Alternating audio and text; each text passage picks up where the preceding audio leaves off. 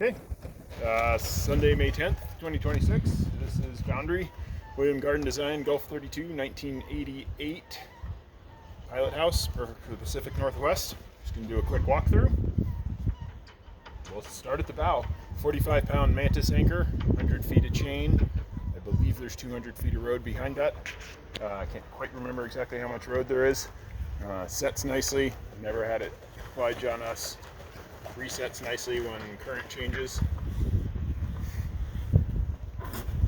Has the roll bar, so it comes down upside down, it'll automatically flip over and set. It's a hood furler for the head sail, single line furler. That's the Walker Bay dinghy. Hard dinghy, but with rubber sides. Really actually works well, rows well, easy to power. But if you bounce off of the side of the boat, you're bouncing off with the soft rubber tubes. We can start coming back this way. A 2-year-old sail cover. Mainsail underneath. The mainsail has 2 reef points on it. It's not full single line reefing, but there's a single line to pull the reef, and then you use a reef hook up front, and then tie your excess sail up.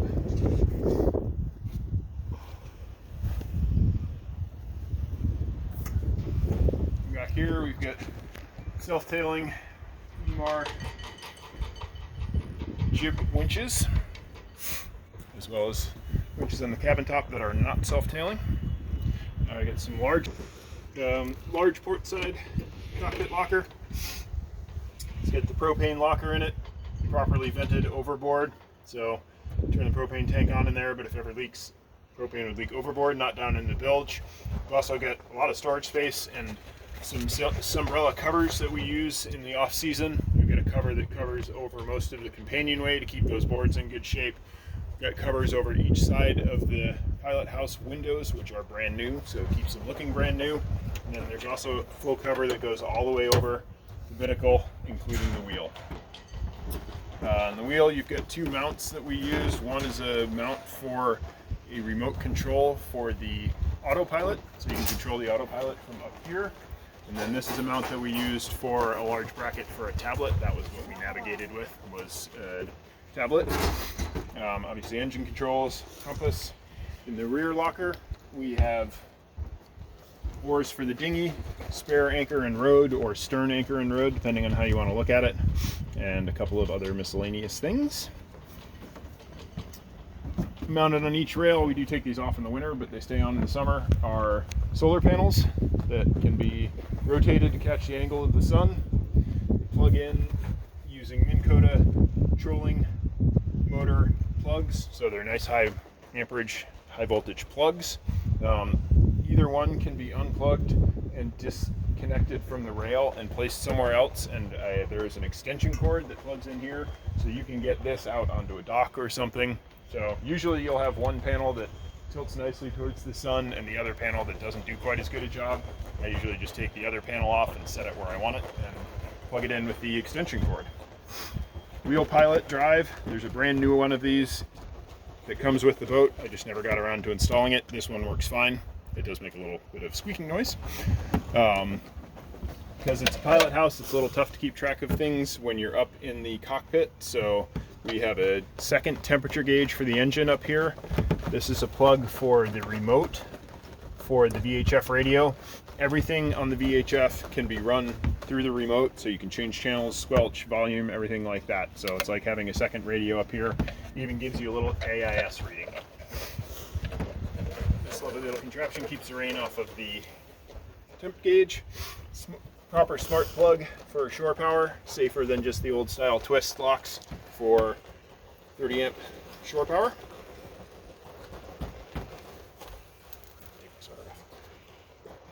And a couple of winch handles. The life ring Velcro is starting to get a little tired, so it doesn't want to stay on the rail. Shall we go below? This locker? Other locker, not as deep because the quarter berth is below us, but nice storage, easy access for fire extinguisher, which Foot pump.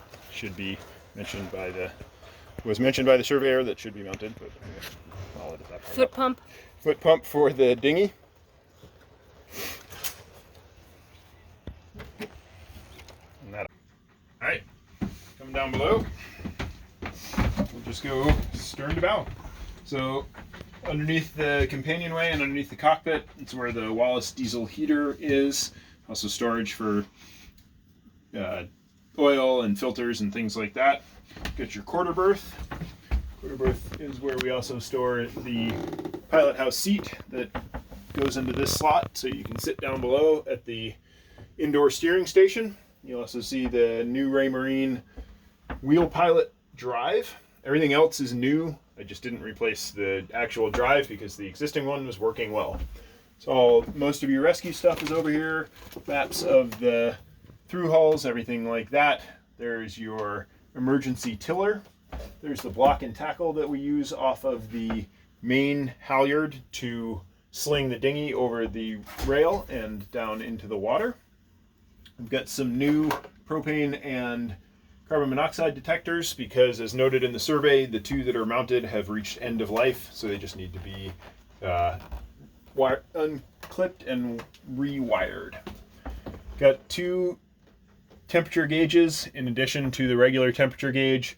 One reads the transmission temperature and the engine temperature, and the other reads the exhaust riser temperature, and they all have alarms, so we definitely didn't want to be overheating this engine ever, so we were very careful about that.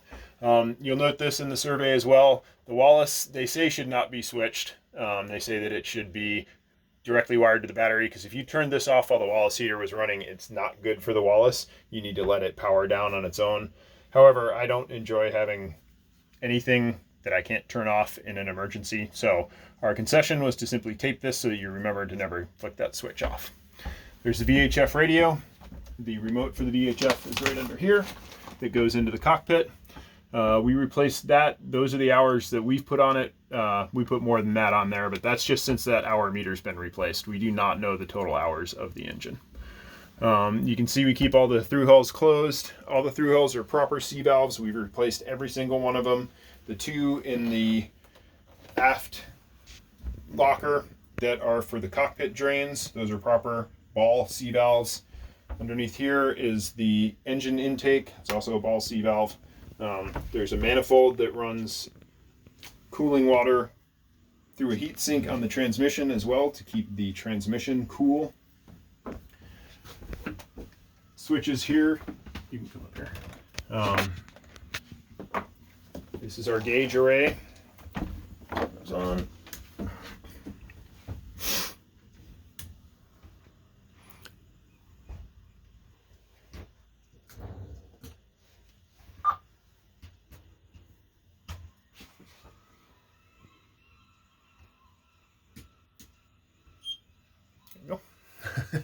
Sorry, been fiddling with the switches a little bit. Got your depth meter there. This is a true paddle wheeled boat speed. It does not read right now because the paddle wheel is out. It's underneath in the bilge, and you can remove it when not in use, so it doesn't get growth on it. Then there's the wheel steering autopilot. It's an EV100 Raymarine autopilot. All of the brains for it are under here. You just have to remember, never put anything magnetic right there. I have put a tablet with a magnetic closure on there before, just sitting right there, and it actually messed with the autopilot. So always keep that in mind. Turn that off. Those covers back on. On the other side, obviously a nice proper nav station. That was very important to us. This side we've got very big, very deep ice box. Can be used for dry storage or cold.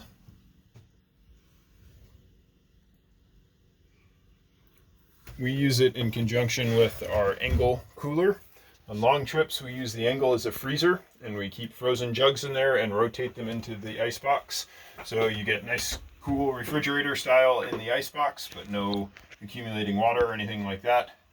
Once a day, you swap a jug or two out of the ice box, put it back in the freezer, and it refreezes in the Engel.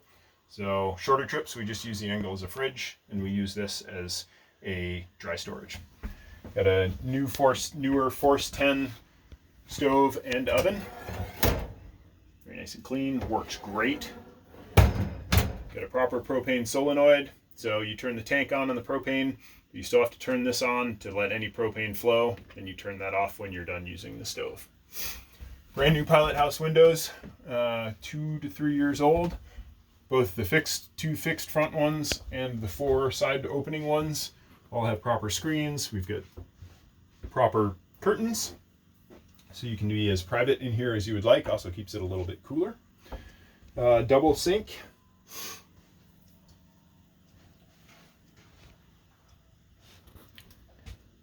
And here's the control for the Wallace heater. So actually one nice thing about this, so it's a Wallace forced air heater. In the summer we actually run it some without the heat on, but just as a fan, and it kind of moves air down around here. It's quite nice.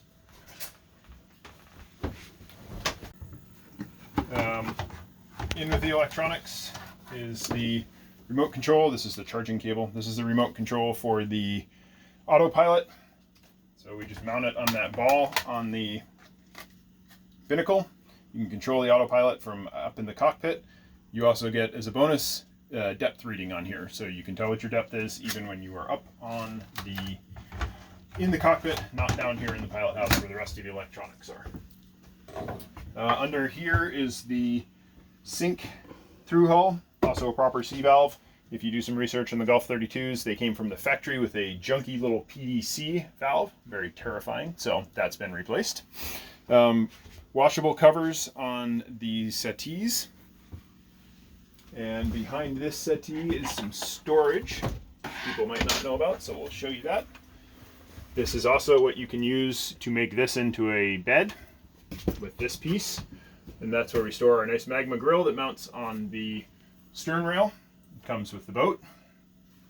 And just for reference, this is where all of the autopilot equipment is mounted. That's why you don't want to put anything magnetic up here.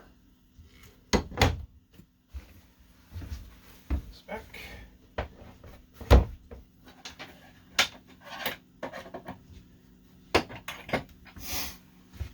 Lots of storage on the shelves. And the table that folds down.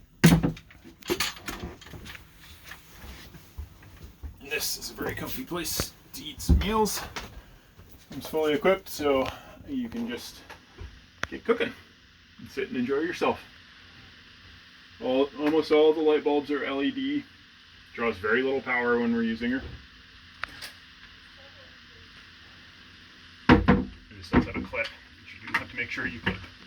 This is the angle cooler we use as either a fridge or a freezer, as we were talking about. It's a swing compressor, very low power use compressor. You see a lot of little mini fridges on boats that draw 60 or 70 watts. This draws 36 watts at its maximum, and that's only when it's running. And when you use it as a fridge, it runs about a quarter of the time. So you're getting fridge for about 8-10 watt hours. Not bad. Runs off of 12 volt and AC. So here's a 12 volt plug and then AC there. So when you're plugged into shore power, it'll run off of AC. And when you're out and about, it'll run off of 12 volt. Coming back, get a nice hanging locker. Lots of storage space, actually, for a boat this size.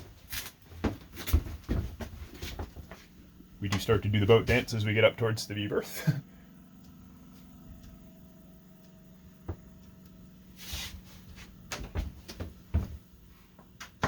Nice traditional instruments on the wall, barometer, temperature, clock. Fully functioning head with the holding tank under the V berth. That Jabsco pump's about 2 years old. Just replaced the whole thing. Seemed easier than trying to replace all the gaskets and everything. This does not drain. If you wanted to use a shower head in here, this does not drain into the bilge. This actually drains into its own sump that goes overboard, so you won't get shampoo or hair or anything like that in your actual bilge. Up here in the V berth. Up here in the V berth without the ouch.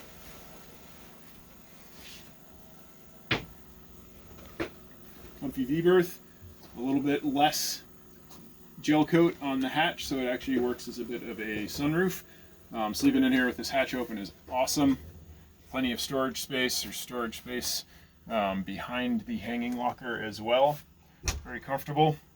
Under here is also the other 3 through hulls. There's an intake for the head, discharge for the head, and discharge from the tank. I don't remember what the 3rd through hull's for. We'll edit that out. All the through hulls were regularly exercised every time we're on the boat. They all get exercised. As I said, they're all proper bronze C valves, and they're all ball valve style. There are no gate valves left anywhere on this boat.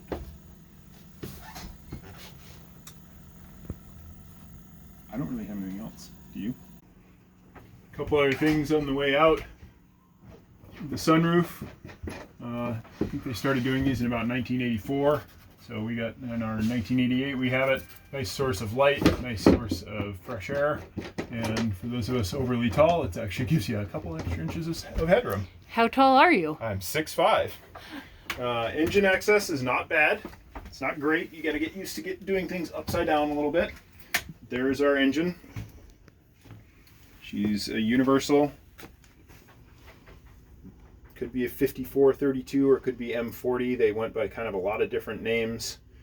She's been well taken care of, very frequent oil changes. Just had the whole raw water system inspected. Everything's good in the heat exchanger.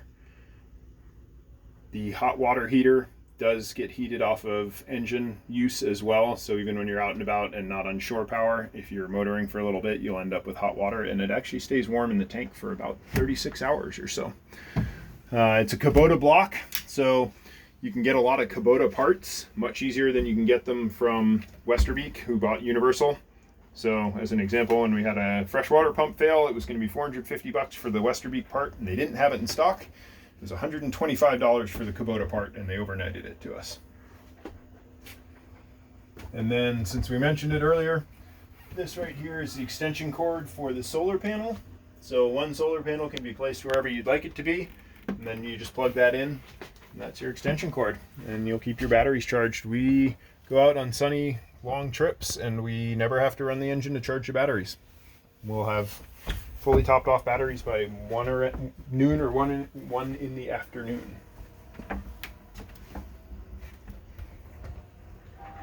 And since you'll see it in the survey, you will note the